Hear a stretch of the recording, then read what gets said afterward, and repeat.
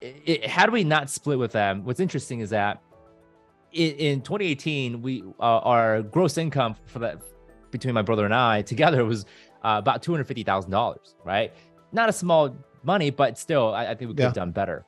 Yeah. When we split with those guys and we went into our own thing and we started creating our own products and our own processes and systems, we went from 250,000 in 2018 to nearly $650,000 in just 1 year.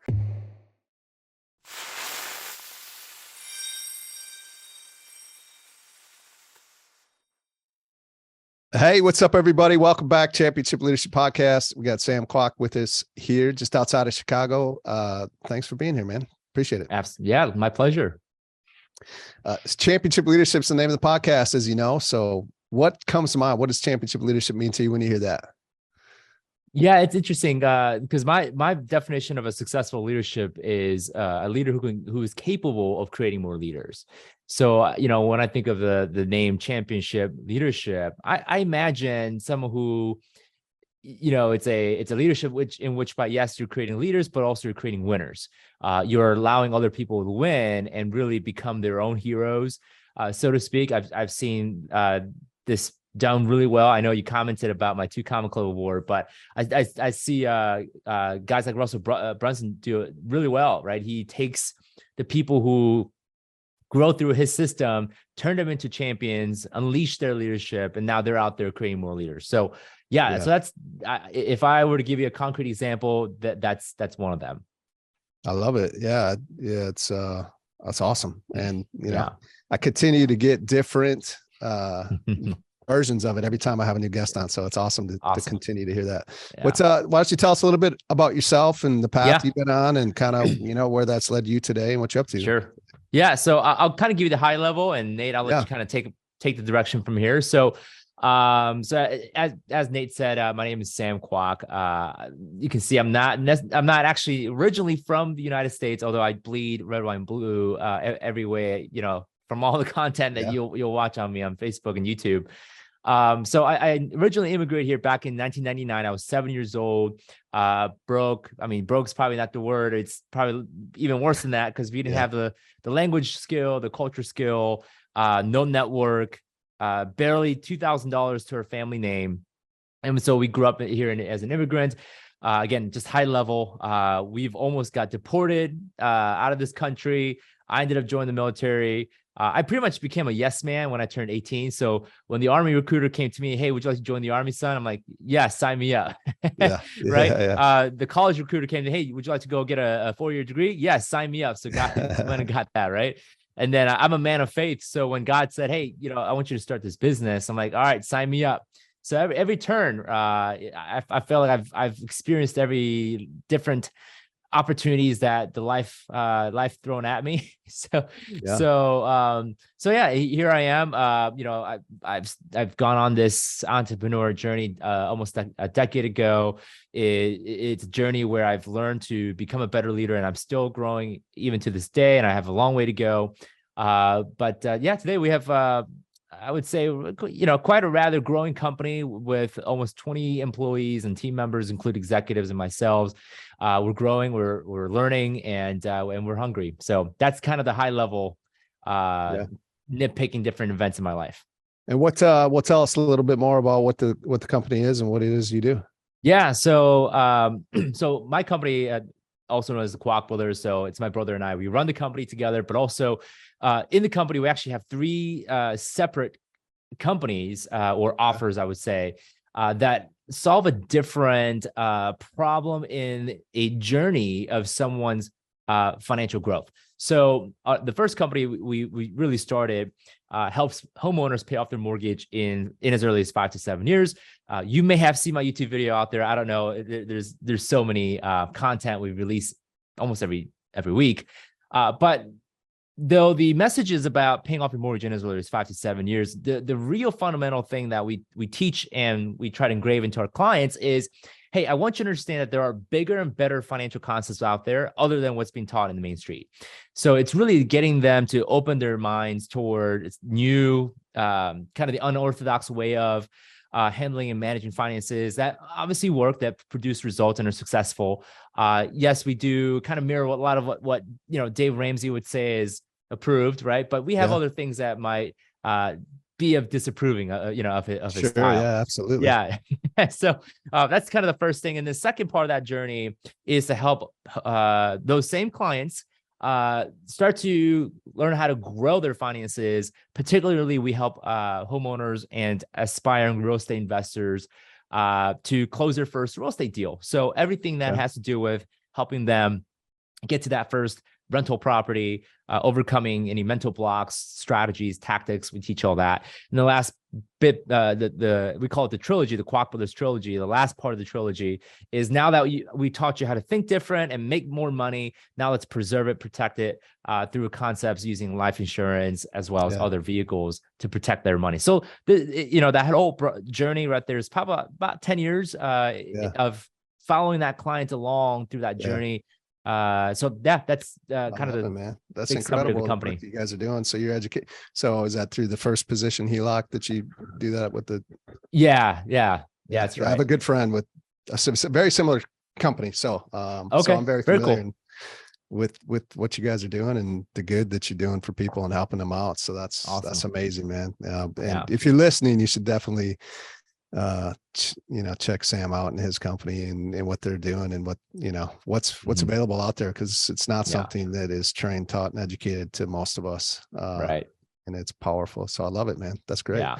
So what inspired that? Because obviously, I mean, so I'm thinking, is there anything, obviously you came here as an immigrant, almost got deported and served the country and I can only imagine some of the hardships that you had to go through. So was what you do today kind of inspired through that, or how did maybe that come about? Yeah, I would say so, for sure. And I think great analysis, by the way. So yeah, I mean, but my upbringing definitely had an impact because, growing up, I've always had this fascination for money. Even before I was an immigrant, I remember when I was 5 years old, found out about what money means and what money can do, right? When you're 5, more money means more candy and snacks you can buy, right? So to me, I developed this fascination for money, making money, earning money, attracting money. And then when I went through my growing up here in the United States, this country, by the way, is the wealthiest country in the world, right? The GDP per capita, I mean, we're truly blessed. So I grew up seeing other friends that have wealth, and they have tremendous opportunity and blessing. So I've always asked myself, how do I get that, right? How do I get to a place where I have financial security, financial prosperity? And that was the question I've always had growing up, and then really became into fruition when I decided I want to launch a business, got really curious and became a student of finance. Ever since then, I'm still learning, I'm still growing. So yeah, I developed that fascination, and also I'm Korean, so freedom is a big thing for us.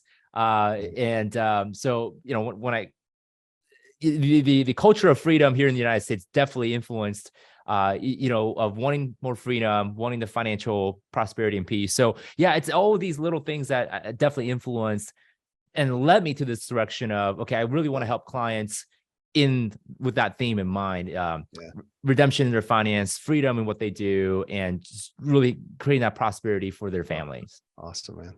Who have been some of the leaders, coaches, mentors along the way that have impacted you, and what's some characteristics from those individuals that have stood out to you? Yeah. So I made this Facebook post a couple of days ago. Some of the best teachers in my life and mentors, number one, saw what was possible in my with the DNA. Like, they saw something in me that I didn't see for myself, right? And they kept bringing those out. They saw the boldness, the bravery. They saw the vision casting in me when I wouldn't say the capacity. I think a lot of it was when you're young, you only see what's up here, right? Like, when you're 20 something years old, you see, partying, going after the girls, right? All these things. But these leaders and mentors said, see more than that, right? Look at the big picture. Look at what's ahead of you, and look at the long-term perspective. So some of the best mentors, whether they're local and I get to see them face to face, or they're more of a leaders of a past or leaders from the distance, I think they do that really well. So yeah, I think the biggest thing is just bringing the best version out of myself, and the leaders who can do that. I think those are the best leaders that I would attribute my success to. Yeah, no, that's awesome. And I think, you said something, the people that have really impacted us the most are oftentimes the ones that have seen the greatness in us before we do. Right. And how powerful that is. And yeah, I think how powerful that is to be able to pass it on as we grow in life, get older, is to pass that, pay that forward, I guess, to others as well. So yeah, it's very cool. We need those people in our life along the ways. Right. Yeah. What's the vision for you? Because I know I already know in what you're doing, because I'm so familiar with what it is that you're doing, and the products and the strategies and the systems that you're educating people with that really help them change their lives and their financial legacy for future generations. What's the vision for you and like the impact that you want to make because of what you guys are doing? Yeah, absolutely. So I'm always in the firm belief that entrepreneurship is a solution to real world problems. And so I recently, I think last year or 2 years ago, I read a book called The Infinite Game by Simon Sinek. Phenomenal book. And I've learned to kind of adapt my vision and align myself with, okay, what infinite game are we playing? And it dawned on me that the infinite game that I'm playing, that all of us are playing in my team, is that we're playing a game where we're out there creating, basically facilitating redemption in people's finances, all people's finances. And I believe, and I don't mean to get political here, but I truly believe that this could be the answer for why, our younger generation, the teens they're very attractive to socialism and communism, right? Yeah. Because they lack the understanding of the value exchange and the beauty of capitalism, that it solves many problems. Capitalism, I believe, solves poverty across all any to the applicator of the country that it's using. So I think the long game that I'm playing is, yes, there's this infinite game of helping as many families as possible and redeem their finances, but also educating the next generation of what's possible even for them, and harnessing the power of capitalism.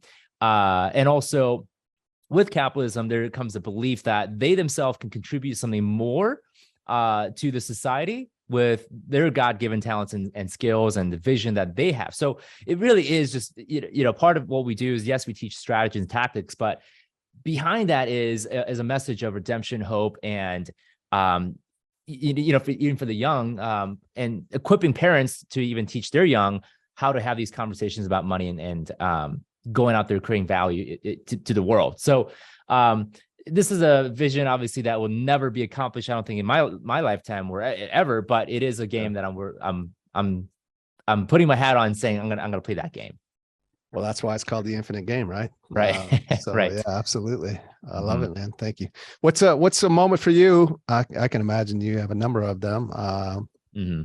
I think we all do. But kind of a critical moment where you made the decision that you did, where that has you where you are today. But had you made a different decision, be in a very different place? Just because I think there's a lot of people in those moments right now, and always, and there's strength in them hearing how others have decided in those moments. I'm sure you can count to so many different stories. So I'm trying to pick one. So here's one. This goes back to late 2018. So my brother and I, we weren't always kind of writing our own. We didn't have our own organization.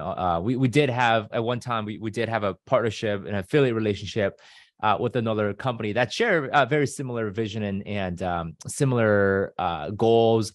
And I have nothing but tremendous respect for that organization, even to this day. But basically, what happened was, we had to we came to a fork in the road where we had to decide, do we continue to work with these guys and move forward, and pretty much carry that torch with this other company that we're working with at the time in 2018, or do we split our own ways because we have a slightly different methodology that we believe is going to be more relevant moving forward.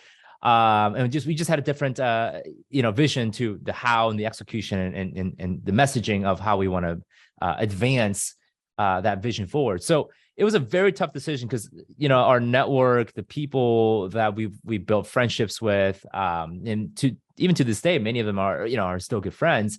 It was a very tough decision because we had to say no to them and move, continuing that relationship with them. It was not the most prettiest process to detach from that, because there was some back and forth, not legal issues, but more so, hey, we want to make sure we're on the same page as far as splitting amicably as possible. And I think we've done that. And that's one thing that I'm really proud of, going through that process. But had we not split with them, what's interesting is that in 2018, our gross income for that between my brother and I together was about $250,000, right? Not a small money, but still, I think we could have done better. When we split with those guys and we went into our own thing and we started creating our own products and our own processes and systems, we went from $250,000 in 2018 to nearly $650,000 in just 1 year. So we've more than doubled, right? 2.5x, right?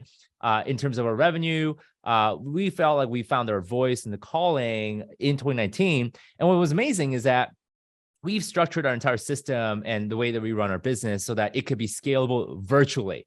Well, guess what happened at the end of 2019, right? COVID hit. And we truly, we dodged a massive cannonball, because even through 2020 and 2021, we kept doubling every year in terms of revenue growth and size and employees. I know like a lot of companies during COVID cannot say the same. They had to downsize and cut people. Totally. But we doubled through COVID. So we're incredibly blessed. And had we not made that decision, although it was tough, we had to end some relationships.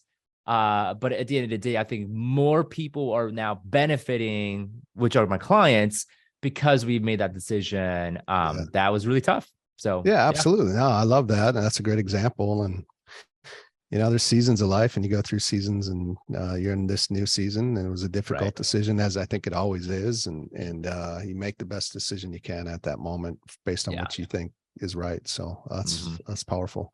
What is, as we kind of start to wrap this up, if there's like one or two things that you could, like, kind of guiding principles that you live your life by, that if they were to apply in their life today would help move their life forward right now, what would that be? What would those be?